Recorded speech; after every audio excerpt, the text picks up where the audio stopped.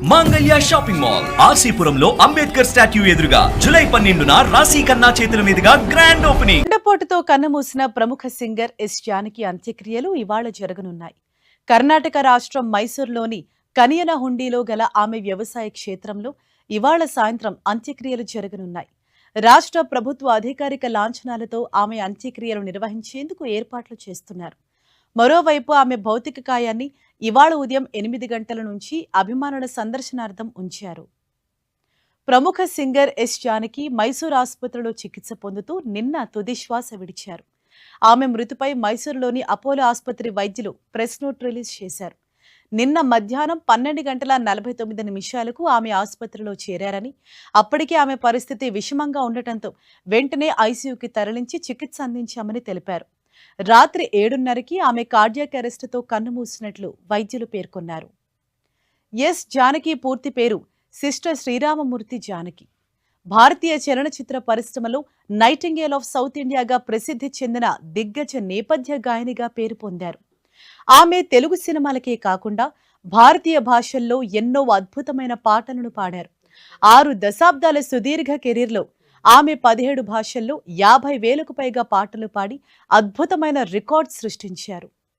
April 23, 1938న ఆంధ్రప్రదేశ్లోని గుంటూరు జిల్లా రేపల్లె సమీపంలోని పాలపట్ల గ్రామంలో జానకి జన్మించారు. ఆమెకు చిన్నతనం నుండే సంగీతంపై మక్కువ ఉన్నప్పటికీ ఎలాంటి శాస్త్రీయ శిక్షణ తీసుకోకుండానే సహజమైన ప్రతిభతో అద్భుతమైన గాయనిగా ఎదిగారు. ప్రముఖ సంగీత దర్శకుడు టి చలపతిరావు అందించిన విధియన్ విలయాట్టు అనే తమిళ చిత్రం ద్వారా 1957లో సినీ గాయనిగా అరంగేట్రం చేశారు. అదే సంవత్సరంలో ఎమ్మెల్యే చిత్రం ద్వారా తెలుగులోకి ఎంట్రీ ఇచ్చారు. చిన్న పిల్లల నుంచి వృద్ధుల వరకు ఎలాంటి పాత్రకైనా పాడగల సామర్థ్యం ఆమె సొంతం. తెలుగు, తమిళం, మలయాళం, కన్నడ భాషల్లో ఆమె పాడిన ఎన్నో పాటలు చిరస్థాయిగా నిలిచిపోయాయి. 4 సార్లు ఉత్తమ గాయనిగా జాతీయ అవార్డులు పొందారు. వివిధ రాష్ట్ర ప్రభుత్వాల నుంచి 33 సార్లు ఉత్తమ గాయని అవార్డులను అందుకున్నారు. కర్ణాటకలోని మైసూరు విశ్వవిద్యాలయం నుంచి గౌరవ డాక్టరేట్ పొందారు. 2017లో మైసూరులో జరిగిన ఒక కచేరీ తర్వాత గాయనిగా ఆమె తమ జీవితానికి అధికారికంగా వీడ్కోలు పలికారు. ఇప్పుడు మైసూరులోనే చివరి శ్వాస విడిచారు. జానకి మరణంపై తెలుగు రాష్ట్రాల ప్రముఖులు సంతాపం వ్యక్తం చేశారు.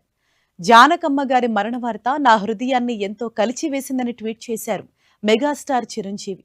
తన సినీ ప్రయాణంలో ఎన్నో మరుపురాని పాటలకు ఆమె తన అపురూపమైన గాత్రాన్ని అందించారని, తాము తెరపై పలికించిన ఎన్నో భావోద్వేగాలకు ఆమె స్వరంతో ప్రాణం పోశారన్నారు.